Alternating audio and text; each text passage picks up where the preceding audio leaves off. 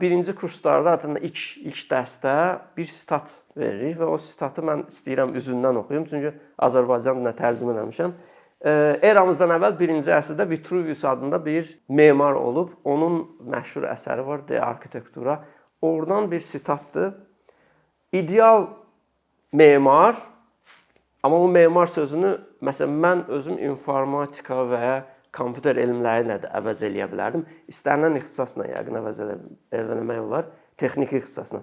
İdeal memar, bir ədəbiyyat əhli, rəsmxət ustası, riyaziyyatçı, tarix elmindən xəbərdar, fəlsəfənin çalışqan tələbəsi, musiqi ilə tanış, tibbdən başı çıxan, hüquqşünas kəlamını öyrənmiş, astronomiya və astronomik hesablamalardan xəbərdar bir şəxs olmalıdır.